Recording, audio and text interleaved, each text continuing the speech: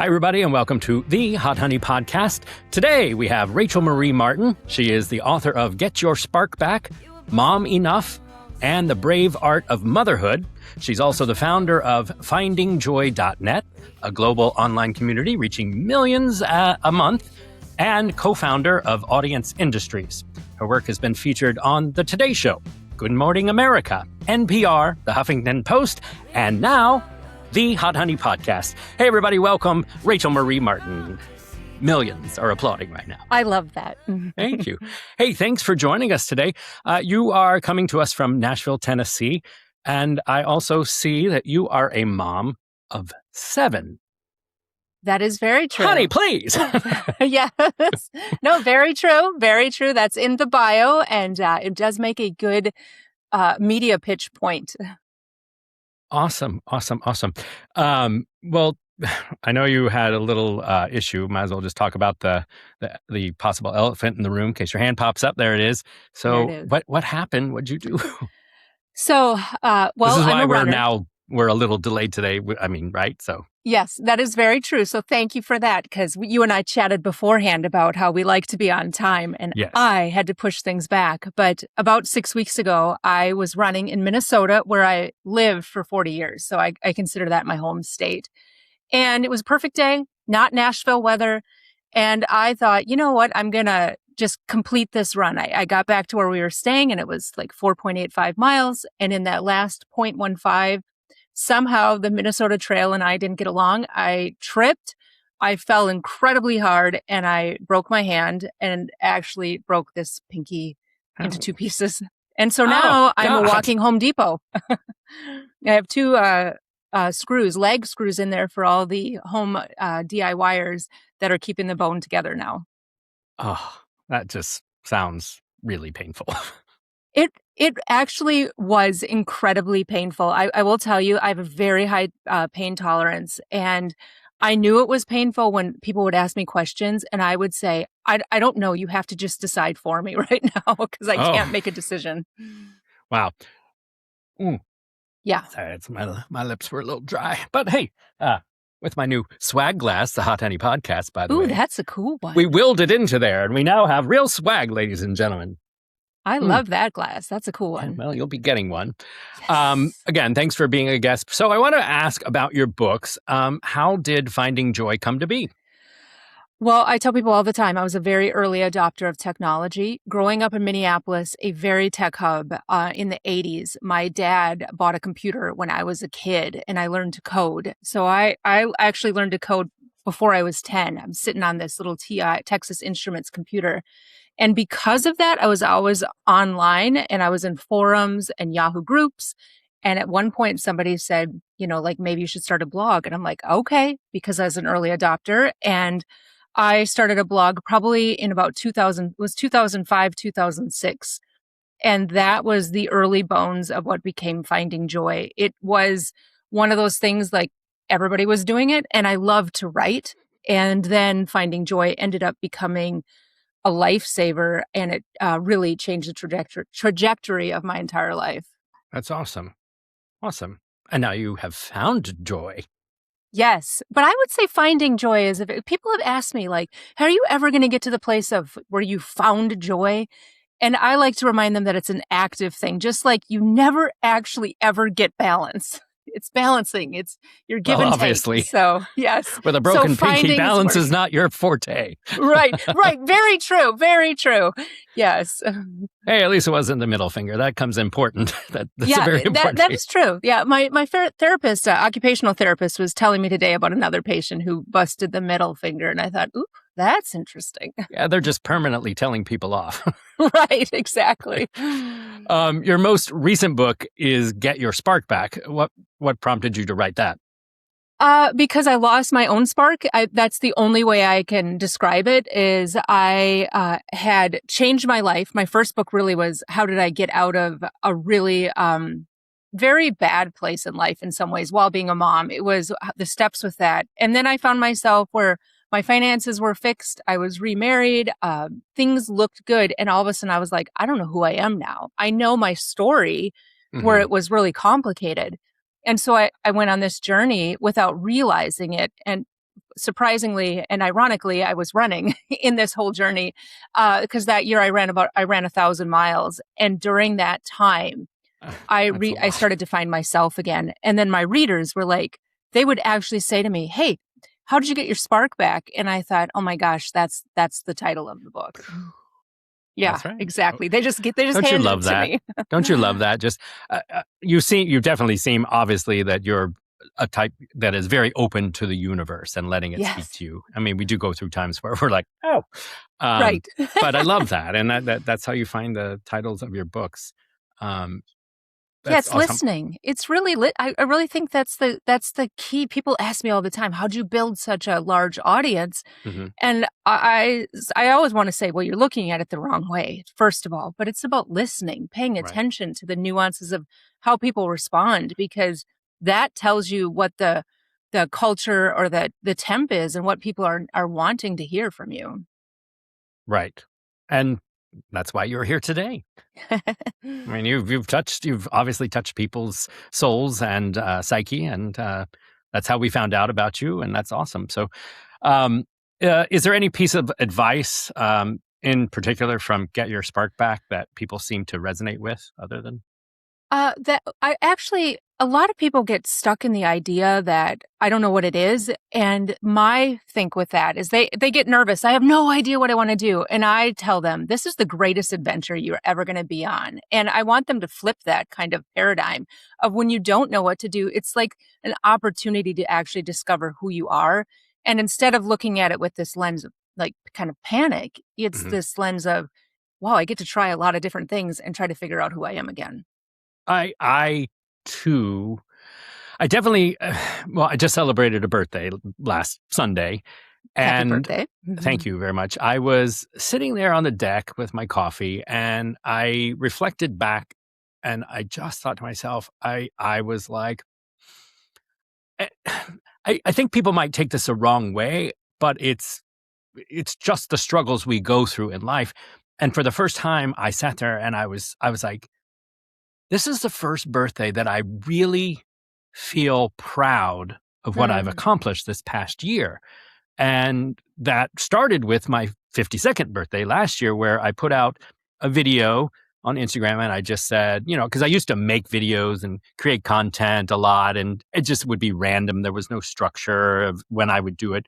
So I said, okay, there's 52 weeks in a year, and I want to create a video each week for you all, and just whether it's funny or stupid or inspirational. You have always reached out to me and said, hey, I love when you make me laugh through the hard times, things like that. So I made a pact that I would do 52 videos, one video each week for the next year. And it was really also more towards at me to Mhm. just challenge myself and to also have a routine that I thought was realistic and that I could stick to. And now fast forward to my 53rd birthday, I did the videos. I was doing videos, and then transformed into being asked to do a podcast, and now have our own podcast. I did a play this year, which I wasn't even planning on doing, I love that. which is now nominated for Best Outstanding Performance in the state of New Jersey. So that's in October. Toot the horn. And That then is awesome. and produced my own children's book, which just Mhm. came out right before my birthday. So it just, again, like you say, it's like, and now I'm like, okay, well, now what? you know, well, Right, right. so when you said that, I was like, oh God, she's right. It's like, I'll never just settle, but I really did finally reflect and feel like, wow, I feel good because I focused. Right, but you're right about the now what, because when you have those big accomplishments, and I'm sure it's on the list of questions, is people inevitably ask you, "Well, now what? What's next?" As you're in the celebratory phase, and then I think it kind of is that little creeping voice, "Well, now what are you gonna do? Yeah. Now what? Now what?" And I like that I have that. I tend to get I'm not a person that likes to be bored, so I guess I'd rather Same, pursue the now same. what. Yeah. Yeah. I mean, I always say, as an actor, I always say I'm going to be Betty White. I'm literally going to be acting until I'm I love dead, that. because I will. I mean, Today's So a Wednesday. giant wrecking ball is in the future? Well, you never know. Where's Miley Cyrus when you need her? Yes. Yeah, I'm always going to be now what? I mean, it's Wednesday, and by Monday, I'll be like, oh, God, what am I doing? Right. So luckily we have guests lined up every week for the podcast because now I do have, thank you, Alana, my producer, who's so awesome. So before I get sidetracked off of on my little journey, I want to keep asking about you. Your writing and blogging are very open and vulnerable, which I think is, especially for me, it's a very hard thing for me to do. Is it difficult to keep showing up like that? So publicly, especially, or do you ever get bogged down with any haters? You people so ask nice. me this a lot. I hope They you don't ask get haters. the haters thing. I can get some haters, trust me. Yeah, first of all, I need my middle finger. It's good for the algorithm. I will say that. Oh, yeah. You know what? It's good point. From that side. But I really don't get that many because I have actually learned, first of all, I call the Finding Joy community the sacred space.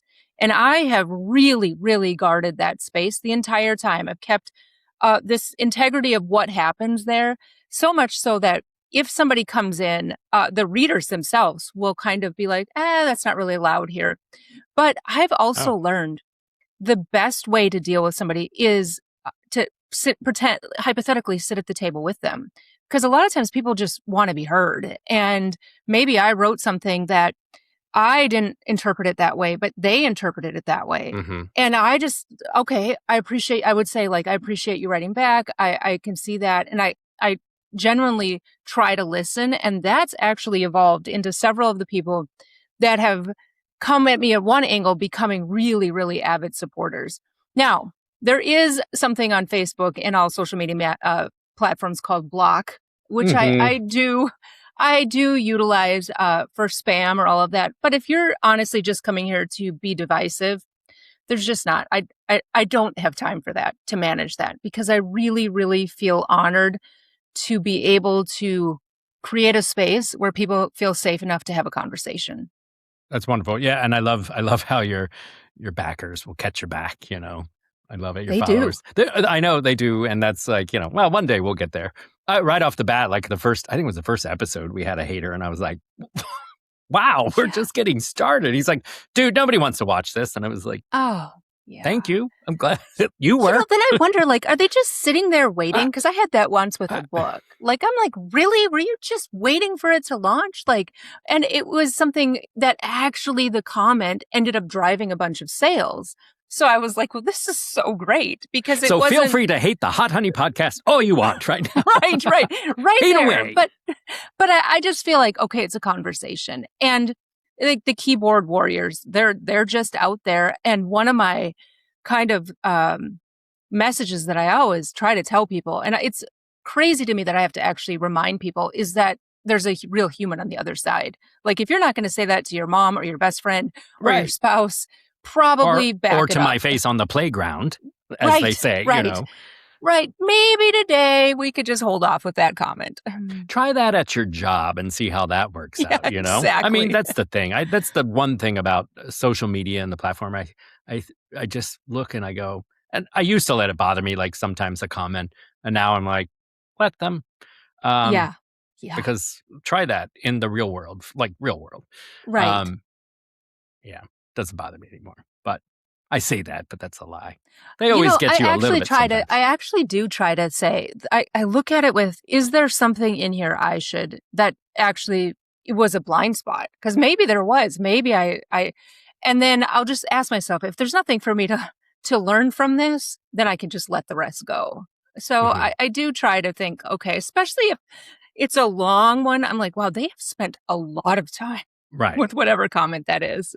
If you can get past the part of, once I realized there were bots. Yeah. Oh, yes. That really opens you up where you go, Yeah. And you can bait them back. You can be like, really? You ask them something very specific and it'll be a random answer and you go, not getting upset over you. You're a bot from a basement in Russia or something. That's exactly. They're there. So I was reflecting on my wonderful year. What's your greatest achievement so far this year? To be honest, this year it's probably something to do with my hand. Is I started the year unbelievably driven with these goals, like this is what I'm going to do, and when life knocks you off course very fast and very quickly and abruptly, there was a period where I was just down and crabby, Mm, and I didn't know how to reconcile, like, okay, this is who I am. I'm a really driven person, and now I'm not. Like, I had to try to figure it out. And now that I'm about 6 weeks out from the injury, 4 weeks from surgery, I really am so grateful for the lessons I'm learning and how to actually start again. Because what's interesting is all my readers are like, well, how are you starting again? How are you starting? I'm like, oh, it's like the universe is teaching me this is exactly what you have to do. And so much of it is allowing yourself to go through the process of, well, this really sucks. This is not what I wanted. hmm And then making a decision, okay, this is not where I thought I would be, hmm but that's okay because I'm going to pick up from this spot and move forward. I love that advice. I love it. It's you always want to be here. You're always Oh, like, oh, yes. but then you don't appreciate. I mean, I trust me. It definitely had some challenges in the last years. So I'm very thankful for the year that I'm having right now, but also I'm afraid, like, oh God, the Yeah. pendulum always swings. So Yeah. uh, that's the Yeah. only thing. But I'm living in the moment, and so you just Well, reminded good. me of that, and I just I love that again. you are. I think that we should celebrate that. There's Mhm. always there's that advice for like women, which I think is universal, but fixes each other's crowns. Like, and to celebrate, like I always say, the friends that are at the end of a race, like I use the reference of being a runner, the people cheering you at the end, that is the type of friend I want to be. I want to be the person that's just as excited when my friends accomplish great things, because what an awesome feeling to have somebody at the end cheering you on. That really is refreshing when you can accept that. It Hmm. When you can take that mindset and root your friends on and not worry about yourself, or Yeah. especially on social media. I love promoting someone else and not having to talk about me or anything else I'm trying to. That's honestly what I love about our format with the Hot Honey podcast right now is like I'm getting to meet someone new each week, and I'm about learning about you and promoting you. I don't, you know, That's Yeah, just where I I'm at. agree. And I it's more agree. refreshing and it's easier. It's just easier than constantly trying to be good at everything and get everything right and specific. And then you go, Yeah. It's kinda it's like blinders, like, exhausting. you're not seeing, like, oh, there's Yeah, so true, many cool true. opportunities out there and so many cool people out there, and, like, I love saying, I don't have the answer, but this is my friend over here does, and sending people on in that way because that's just the human experience. For me, it's really, how can I be light for others and keep that light going? Nice, nice. There's an old saying, I believe it was from the West Wing: surround yourself by good people, listen to everyone, but make a decision. You make the decision. And that's just, Right. yeah, you still have to trust your gut and go with you. Um, with your hand, I was about to say handicapped, but not really. Yeah. I mean, basically, it threw you back. So it seemed like you were on a very strict schedule, but that may have like changed your course. But I was going to ask, do you follow a strict schedule to be able to do all the things you do? Sort of. I will say, as driven as I am, I really do look forward to, I call them the blank space days, where I'm like, woohoo, there's nothing on my Google Oh, calendar. that's this Uh, weekend for me. I'm excited. it's just like, oh, it's so refreshing. I have discovered that if it's too strict, I don't accomplish anything. Like, and a Mm, lot of people at the beginning of the new year are like, I'm going to do 18 things. And then, like, for 3 days, it's fabulous. And then by day four, they're like, it's way too much. So I like to create more like a container.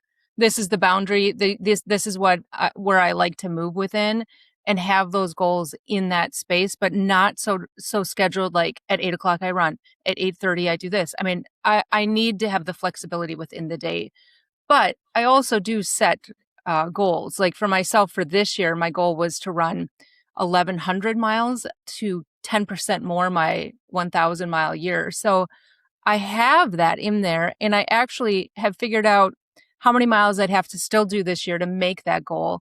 And then I also, in talking about readjusting, figured out how many days I had to take off because I was not allowed to run, and then giving myself that space and what it would look like there to finish it at that time too. I must say, although it may have been painful and that you have a bracer, it looks cool. It looks like you're bionic. You know what? I've had many people. I will say my husband shows off the X-ray picture where the 2 screws are in there, like it's a child. Like he meets people. We go to a conference. He's like, "Look at my wife's hand. You're not going to believe it." And I did have another friend. I will say he sent me a picture after I sent him my X-ray of Luke Skywalker getting his hand put on. So yes, it is. That's cool. So with all of that, you say you go to seminars and conventions and stuff like that. What kind of business services do you offer? My husband and I do high-end mastermind coaching for people that have been established in their business for a while, helping them figure out what to scale, because a lot of people were like me that started and they built this business and then they're at their business point of where they're going, well, now what? I think we all have to think that through. And then for my Finding Joy community, I've been doing webinars, seminars once every 6 weeks or so.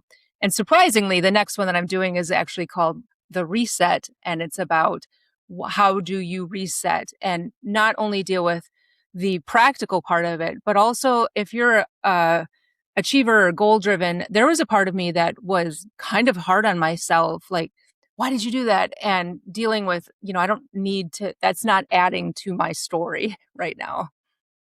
Cool. Very cool. Well, that pretty much answered my next question. I was like, what's coming next and business adventures? Do you have any new books or business adventures or There's what? Now what? I get asked a lot about it. The book, if I write another book, I will know when it's time to write another book, which is how Get Your Spark Back came, is all of a sudden I was like, it's time to write another book. And my husband was like, I've been waiting for you to say that. I am not a book writer that is, this is the topic I want to write about. I'm going to research it. I'm going to do it. It's really a gut universe life thing. And then other than that, I'm looking at doing retreats. I speak. And then those seminars that I'm doing on FJ, Finding Joy, I love doing them. I get to actually interact with readers, which is so fun for me. Awesome. Well, that is bringing us to our segments that we like to have fun with as well. And one of them is called Sticky Notes. All right. Is there applause? It's just ticks. Well, not ticks like you find in the forest, but ticks from the from the Hot Honey podcast Wheel of Fortune. I better not say Wheel of Fortune if I get sued. Anyway, so this is a speed round, as some of our viewers and guests know. Speed round of sticky notes. There's no right or wrong answer. We're just going to ask you some quick questions. I'm ready. Just to get an idea of that for you. I got some new ones at the last second. So I'm jotting them down real fast. All right. You can hear my little. I hear those sticky notes. I know. I'm gonna need a little intern or something next. Handing you the sticky notes. Yes, there you go. All right. So we'll start off. So we had a band on last week, so I'm gonna start with that one anyways. But do you have a favorite band or singer? 100%. Tears for Fears. My favorite song in the world is Everybody Wants to Rule the World. Hands down. Nice. Celebrity you most want to meet? And bring them on the Hot Honey podcast? What? Who do I most want to meet? Gosh, I don't even know. Maybe Gabby Bernstein. I'm going to have to Google that. Yeah, she's written a book, changed my life, so I really like her. She has a book called The Universe Has Your Back. Cool. All right. Well, threw me off. That's good. I get someone new to Gabby Bernstein, right? That's what you said? Perfect. Yep. That one threw me. I was like, wow, I'm going through all the celebrities. Like I probably, in there's like Michelle Obama, Malala, there's lots of people. And then I'm like, what compelled that? Are you go out or stay in? Once I go out, I'm always grateful I went out. So I'm going to have to say go out. And we live in Nashville, so we try to see concerts all the time. So because we live here. So every time I go, I'm like, this is fabulous. In fact, last week I saw Foreigner, so it was pretty fun. Coffee or tea? Coffee. I knew that one was coming. I was going to prep before that. 100% coffee. Although my son buys fancy tea, and there's some good tea out there. Remember Teavana? Do they still have that Yes, anywhere? I do. Where you'd go in and they'd have the it was wall of really tea. Cool. It was I think it was an Oprah thing. Like it was her place at one point. It used to be in the malls, but I don't even know if it's a thing anymore. But I think Starbucks got bought me it for a drinking while. tea. Yeah. And you good. have that little diffuser. Yeah. This one I always love to ask when I'm going out, just like if I'm out somewhere. Like I'm like you. Once I'm out, I'm good. I used to have to go out all the time. Now, ever since COVID, I'm like, nah, I could stay in. We're good. Yeah. Taco or burrito? Oh, taco. I don't eat wheat. I have a son that has celiac disease, so burritos with corn tortillas is impossible. Tacos too. I'm not a burrito guy. Yeah, I like shrimp tacos. Oh my God, tacos. We're like BFFs. We are. I will order a fish taco or a shrimp taco if it's on the menu. Yes, 100%. Yeah, awesome. Yeah. Best podcast? Well, I have to say yours. Hot Honey. There you go. All right. It always catches everyone off guard. I love it. Well, that's been Sticky Notes. Thank you very much. And we learned a little bit about you, and I love that. Next up, we have our segment, which is called Honey, Please. And that's where we give our guests a chance to vent about something that might be a pet peeve or something that just aggravates you. And it gives you that chance to just throw it out there in the universe and then move on. All we ask is that you parenthesis, so we know you're starting and finishing, and that is, honey, please, la, la, la, honey, please. Okay. And it'll make you feel better, I promise. So I'll start. Honey, please. This one may throw you off, but this really did happen. Honey, please, when you're on public service, like the New Jersey Transit, and you're riding on the train, it's one thing if you're noisy, but I have learned that it's a whole new thing if you're clipping your toenails on the train and letting it fall on the floor. No. What is wrong with you people? Oh my God. Honey, please stop doing that. All right. That is a good one. So I would say... just throws me for a loop. I'm going to add to that. One time I merchandised and worked for Pier 1 Imports, and someone came walking in to the store clipping. And I was like, that is way too much. So that was my short one. And you hear it. Mine would be, honey, please use your blinker. Because that is a real pet peeve of mine is, I have young drivers, older drivers, and... and I would say the traffic in Nashville it's a little bit dicey. So that just adds it's a simple movement. You just have to flip it up, flip it down, and it allows other people to know what you're doing. So honey, please. Perfect. Bravo. That was really good. Thank you. Oh, I'm getting better at explaining it. I think it's really, so bravo. Thank you. I wanted to throw this out there, everybody. You have 50+ million page views, 1.1 million Facebook fans with an average organic reach of over 4 million a week, 25,000 member Facebook group, 37,000 Instagram fans. The list goes on and on. You have 1 million followers. What advice would you give to someone like the Hot Honey podcast of how to get there? And I love this question. I get asked, so I always say to everybody starts at zero. Every post that I write starts at zero, and you have to be willing to start at zero, and you have to be willing to, it's the incremental growth. But the number one thing to me is to connect with your audience is if somebody responds or if somebody replies, to take the time to invest back into their story. And that to me, I have readers that they knew me when my page had 1,000 people, and they've become friends. And that human connection, it's invaluable. Like you could put out a bunch of graphics, you could just put out a bunch of information, but the human actual connection of someone on the other side saying, I hear what you're saying, I love what you're saying, laughing at what you're doing, that's priceless. Beautiful. You hear that, Jack? We started at zero. We'll get there one day. We got to just keep going. Well, that is awesome advice. And thank you. It goes fast, doesn't it? It does. Because it's fun. This was fun. I like awesome. That. Thank you. You have been an absolute joy and a pleasure. And I've learned a lot today, which is also fun for me. Where can we tell us where we can find your website? Let us know your website. All right. So most people find me at findingjoy.net, or if you're on Facebook, that's Finding Joy blog. If you type that in, or even Finding Joy, my face will pop up, and then there'll be a little blue check mark next that verified with Facebook that I'm actually human. Fantastic. Well, on that note, we will definitely be following your journey and continuing to watch that spark, and also be waiting for now what? Yeah. And you could do the same with us. Thanks so much for taking the time to come on our show today. Ladies and gentlemen, Rachel Marie Martin, absolute pleasure. And on behalf of us here at the Hot Honey Podcast and our sponsor, Killarney's Public House, thank you for watching. Don't forget to tell a friend, and we'll see you next time.